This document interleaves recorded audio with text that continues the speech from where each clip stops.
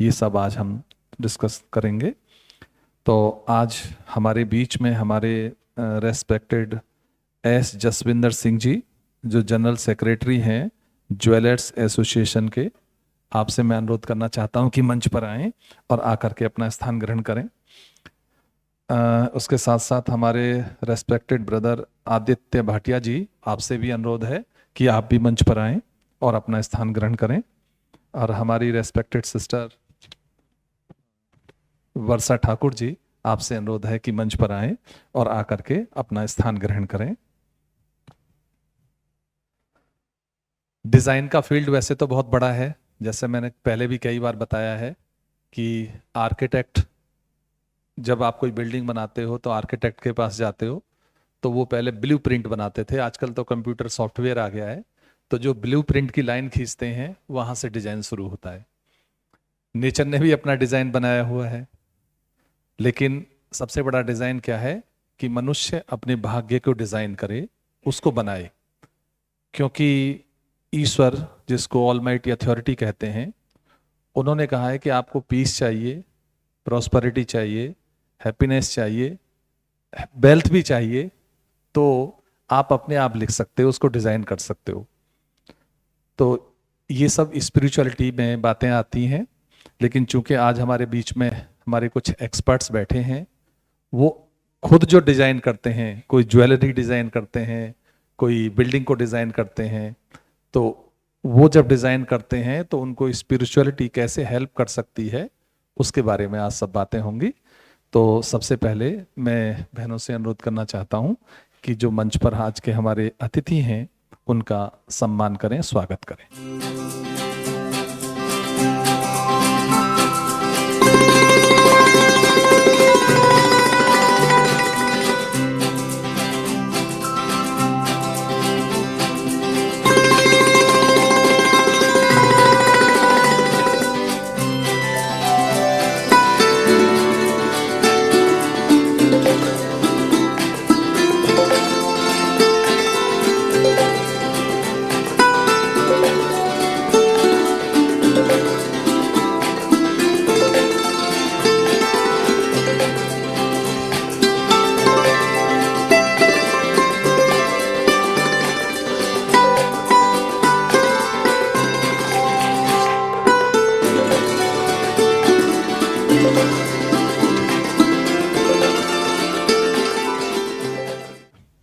International design day, उसको celebrate करेंगे, तो शुभारंभ में ज्योति जगाते हैं।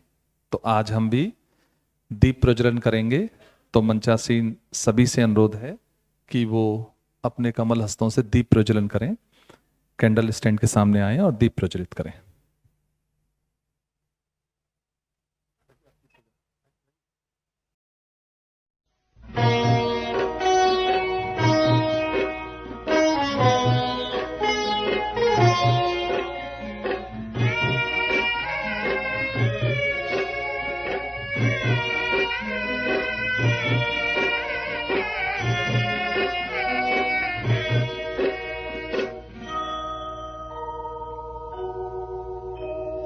ज्योत जगाओ,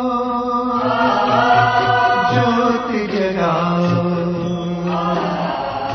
विश्व शांति की ज्योत जगाओ, ज्योत जगाओ, ज्योत जगाओ, विश्व शांति की ज्योत जगाओ। इस धरती से अशांति का अंधकार मिटाओ, ज्योत जगाओ।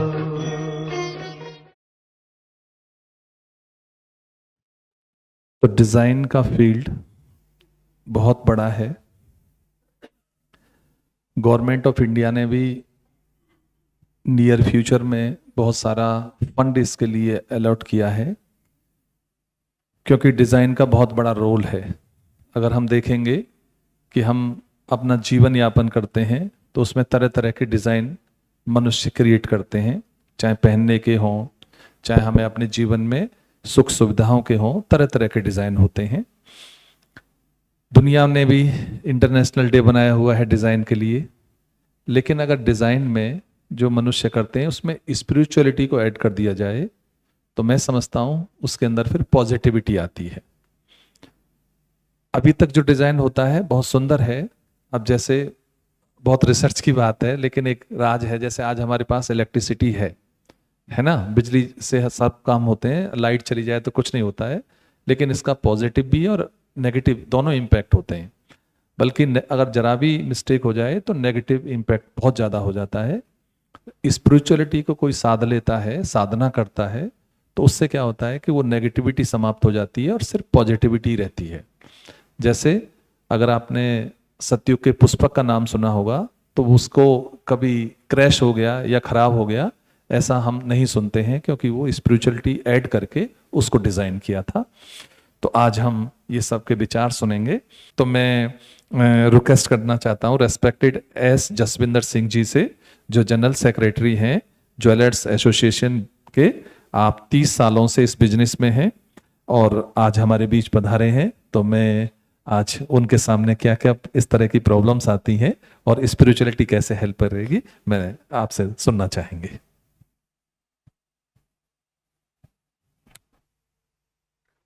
हेलो, धन्यवाद सर, आपका बहुत बहुत धन्यवाद।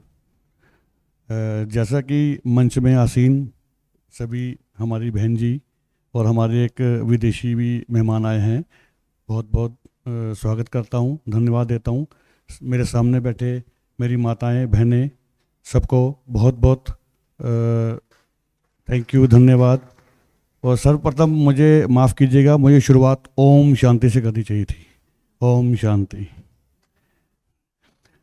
जैसा कि आज हम जो दिवस मना रहे हैं वो डिजाइनिंग और नवाचार शिखर सम्मेलन है, जो कि पूरे वर्ल्ड में मनाया जाता है। प्रेमनगर में, देहरादून में पहली बार मनाया जा रहा है। तो मैं इसके लिए बहुत बहुत आभारी हूँ अपना मंजू जी का, बहन जी का, और हमारी एक बहन जी हैं जो कि रास्ते में मुझे साथ लेके आए हैं, उनका भी बहुत बहुत धन्यवाद करता हूँ।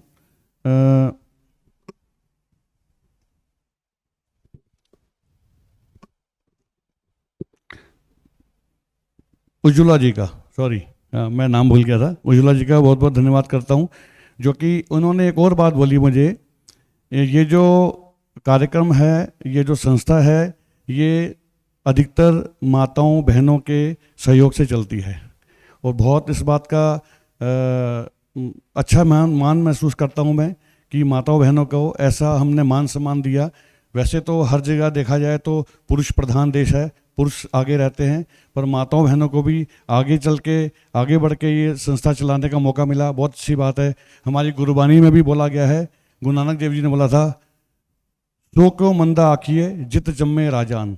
यदि उस औरत को कभी भी बुरा नहीं बोलना जिसने बड़े बड़े राजों को जन्म दिया है, बड़े बड़े महारथियों को, बड़े बड़े सम्मानित लोगों को जन्म दिया है, तो ये औरत जो है मातृशक्ति है, हमेशा स्वयं आगे आकर के इस देश के उत्थान के लिए कार्य करती है। मैं बहुत खुश हूँ इस बात को देख करके कि मातृशक्ति हमारे साथ है। और दूसरी बात, जैसा कि ये जो आपका संस्था है, ये 1937 से, जो कि अब पाकिस्तान में है, हैदराबाद में, और ये दादाजी ने, लेखराज जी ने, ब्रह्मा बाबा जी ने स्टार्ट की थी, और आज बहुत 140 देशों में ये मतलब है संस्था। और ये सुन के, देख के बहुत खुशी होती है कि आज इसको जो है बहुत अच्छे तरीके से चलाया जा रहा है। और जैसे कि मैं आज बहुत अपने आप को सम्मानित महसूस करता हूँ, बहुत खुशी का मेरे लिए पल है कि मैं आप लोगों के बीच में आया हूँ, आपने मुझे इतना मान सम्मान दिया है। जैसे कि मैं ज्वेलरी से लगभग पिछले 30 साल से जुड़ा हुआ हूँ, मेरा अपना एक बिजनेस है प्रेमनगर में, और उन्होंने मुझे बोला कि कुछ ज्वेलरी के बारे में कुछ बातें कुछ बतानी है, बोलनी है। एक्चुअली क्या है ना कि क्रिएटर है जो, मतलब जो बनाने वाला होता है, कारीगर, मैं समझता हूँ कि जो एक सबसे बड़ा क्रिएटर, सबसे बड़ा जो कारीगर है वो परमात्मा है, जिसने इतनी सारी रचनाएं की हुई हैं। उससे बड़ा कारीगर कोई नहीं है। उसके बाद जो हम ज्वेलर्स आते हैं या हमारे साथ के, धन्यवाद, हमारे साथ के और भी जो कारीगर आते हैं, ज्वेलरी जो है वो बहुत पुराने समय से, बहुत आदिकाल से, मैं कहता हूँ महाराजा रामचंद्र जी, कृष्ण जी भगवान जी से और गुरु नानक देव जी से और गुरु गोबिंद सिंह महाराज से भी पहले से चली आ रही है, जिसमें जो कारीगर लोग हैं वो काम करते हैं, जिसमें माता बहनें, हमारे राजा रानी जितने भी लोग हुए हैं वो ज्वेलरी ग्रहण करते थे, जो इस श्रृंगार का एक बहुत बड़ा रूप है, जिसमें कि कारीगर को काम करना पड़ता है। कोई भी ज्वेलरी जो सी है नॉर्मली एक आम, ऐसे नहीं कि मैं आज उठाऊं और सुबह मैंने बोला कि ज्वेलरी का काम करना है, किसी भी सेक्टर में काम करना है तो मैं कारीगर बन जाऊंगा, नहीं। कारीगर बनने के लिए एक बहुत ज़्यादा मेहनत करनी पड़ती है, लगनता दिखानी पड़ती है, तब जाके एक काम जाके आपके सामने कोई कारीगर उसको प्रस्तुत कर सकता है। जैसे कि ज्वेलरी का ले लिए, एक ज्वेलर कोई भी, कई माताएं बहनें पहनती हैं, हमारे भाई लोग पहनते हैं, तो कोई भी ज्वेलरी आप जब पहनते हो वो आपके हाथ में आई, आपने देखा ठीक सेटिस्फेक्शन हो गया, बट वो एक ज्वेलरी जो है कई लोगों से, सबसे पहले तो सोना ही निकालना अपने आप में बहुत मुश्किल काम है। खजानों से, नदियों से सोने को लाना, इकट्ठा करना, उसको फिर गोल्ड फॉर्म में लेके आना, प्योरिटी में लेके आना, उसको फिर दोबारा मेल्ट करके सामान तैयार करना, ये कोई मतलब नॉर्मल काम नहीं है, बहुत जोखिम वाला काम है।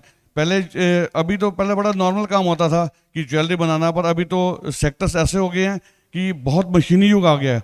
आपको जड़ाऊ सामान मिलेगा, आपको ज्वेलरी में अलग अलग रतन मिलेंगे, और अभी ठप्पे का काम होता है, एक डाई का काम होता है, बहुत सारे ज्वेलरी की चीज़ें होती हैं, जो कि एक ज्वेलरी जो बनाने में कम से कम 5 लोगों का हाथ होता है।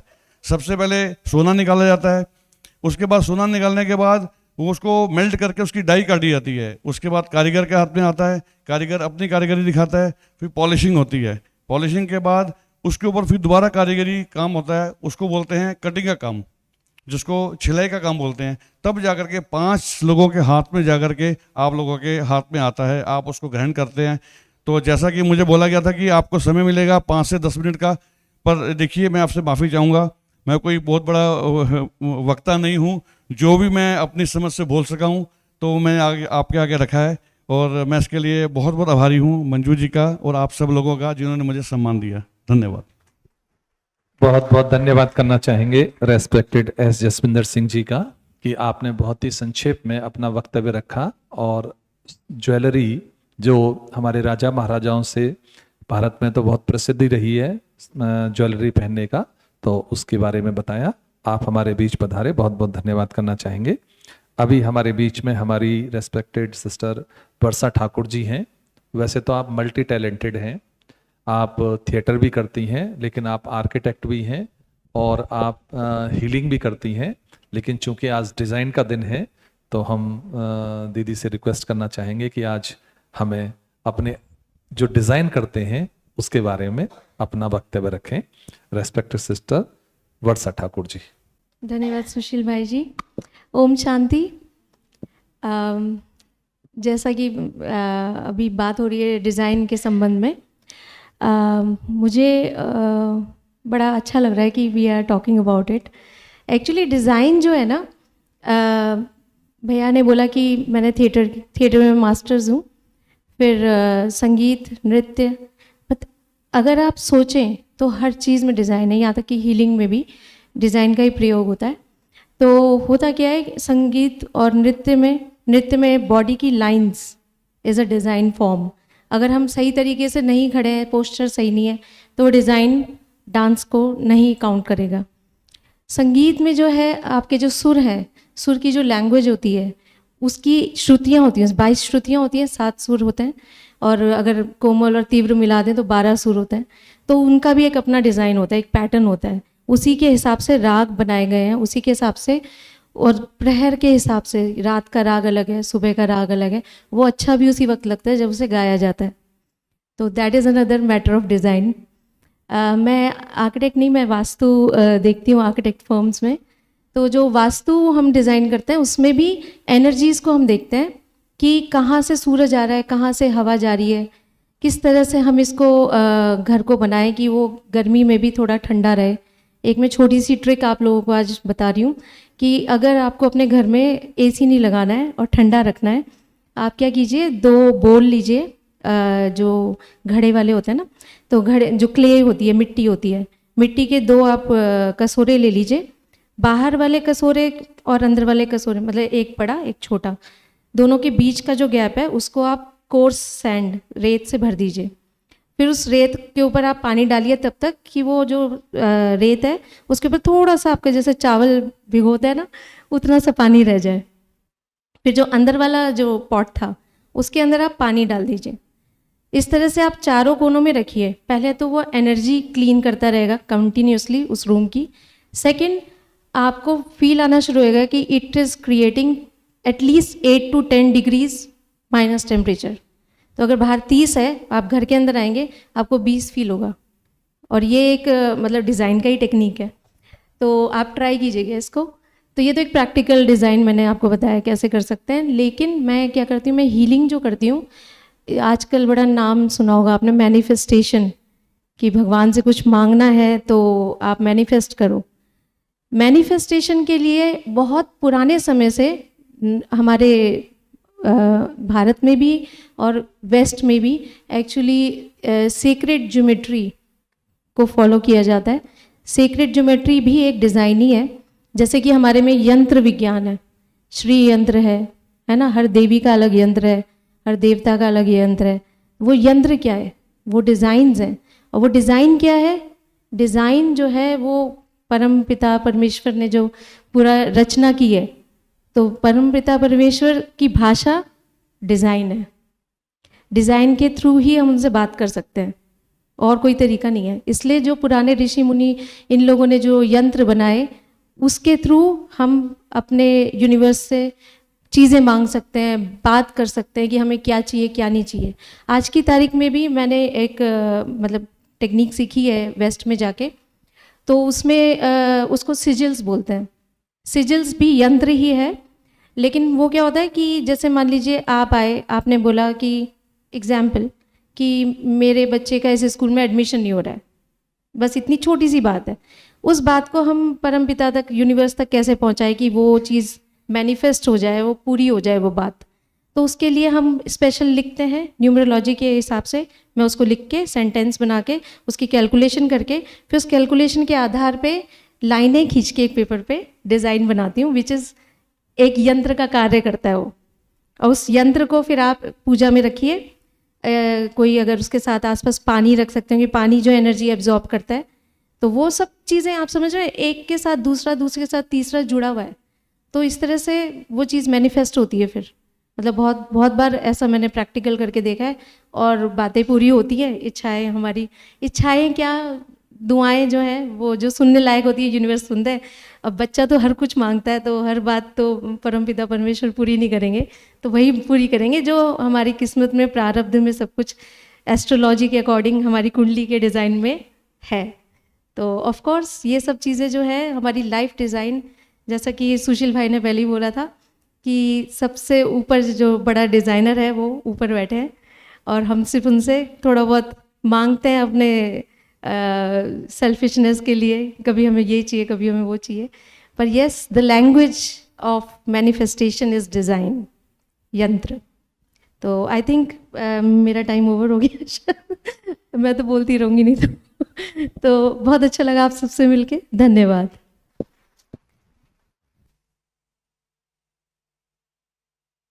बहुत धन्यवाद करना चाहेंगे अपनी रेस्पेक्टेड डिवाइन सिस्टर बरसा ठाकुर जी का, क्योंकि मैंने जैसे पहले बताया मल्टी टैलेंटेड हैं, लेकिन एक राज की बात बताई कि अगर आप यूनिवर्स से कोई चीज़ मांगते हो तो वो पूरी करते हैं। उसका एक डिज़ाइन है, किस तरह से वो आपने एक्सप्लेन किया, हमारे बीच पधारे। तो बहुत बहुत धन्यवाद करना चाहेंगे दीदी जी का, ताली बजा सकते हैं। अब मैं अनुरोध करना चाहता हूँ अपनी रेस्पेक्टेड डिवाइन सिस्टर बी के मंजू दीदी जी का, कि आप वाइस चेयरपर्सन हैं इस डिजाइनर्स और इनोवेटर्स विंग की सेवा के लिए। जो इसमें डिजाइनर्स आते हैं, इनोवेटर्स आते हैं, उस विंग की सेवा के लिए। और हमारे बीच दीदी जी उपस्थित हैं, तो मैं उनसे तो आशीर्वचन ही लेना चाहेंगे, हमारी दीदी मंजू दीदी जी। ओम शांति, ओम शांति। परमपिता परमात्मा की प्रिय संतान, हमारे मंच सेन सभी डिज़ाइनर तथा सभा में उपस्थित सभी भाई और बहनें और सुप्रीम डिज़ाइनर परमपिता परमात्मा शिव, आज हम इंटरनेशनल डिज़ाइन डे मना रहे हैं और बात शुरू हुई थी कि हम डिज़ाइन में स्पिरिचुअलिटी को कैसे ऐड करेंगे। तो मैं 1 मिनट इस पर बात करूंगी आपके साथ। देखो, हम समाज को कुछ देना चाहते हैं, वस्तुएं देना एक अलग चीज़ है। वैसे तो इस संस्था के जो फाउंडर हैं हमारे पिता श्री ब्रह्मा बाबा, वो भी ज्वेलर थे। उन्होंने बहुत बड़ा ज्वेलरी का काम किया, देश विदेश राजाओं महाराजाओं के साथ ज्वेलरी की डीलिंग थी बाबा की। लेकिन फिर परमपिता परमात्मा ने उन्हीं ज्वेलर को इस विश्व के नव निर्माण के लिए भी सेलेक्ट किया और पूरी एक नई दुनिया की डिज़ाइन बाबा पिता श्री ब्रह्मा के द्वारा कर रहे हैं। और उसमें हम जितने भी बाबा के बच्चे हैं, हम उसकी हेल्पर हैं कहेंगे, एक कलम हैं कहेंगे, क्योंकि हम सब के द्वारा ही बाबा नई दुनिया डिज़ाइन कर रहे हैं। तो उस नई दुनिया को डिज़ाइन करने में हमारा सबसे बड़ा सहयोग क्या हो सकता है? जैसे आज के समय में जितना तनाव है, जितना भय है, समाज में एक बहुत ही क्रिटिकल एटमॉस्फेयर है। तो ऐसे समय में हम एक नई दुनिया डिज़ाइन कर रहे हैं। तो उसके लिए हमें क्या करना है? सबसे पहला काम हमें खुद को डिज़ाइन करना है। क्या डिज़ाइन करना है? कि हमारा चेहरा सदैव खुश रहे, हर्षित रहे। जो भी कोई हमें देखे तो वो सोचे कि ये इतना खुश कैसे रहता है, इसने अपने आप को ऐसा कैसे डिज़ाइन किया है। और खुद खुश रहकर हम समाज को भी खुशी दें। हर व्यक्ति जो मेरे संपर्क में आएगा उसको मेरे द्वारा खुशी मिलेगी। वो भी कुछ समय के लिए तो खुश हो ही जाएगा मुझे खुश देखकर। फिर उसके बाद हम उसको खुश रहने का राज भी बता सकते हैं। जैसा आज की बाबा के महावाक्यों में भी था कि व्यक्ति अगर व्यर्थ से मुक्त हो जाए तो उसके जीवन में सदैव खुशी ही खुशी रहेगी। तो मेरा आप सब डिज़ाइनर से यही अनुरोध है या यही शुभ भावना है कि आज इस इंटरनेशनल डिज़ाइन डे पर हम अपने चेहरे को ऐसा डिज़ाइन करें, हमारी खुशी दुनिया की कोई ताकत ख़त्म ना कर सके। ओम शांति।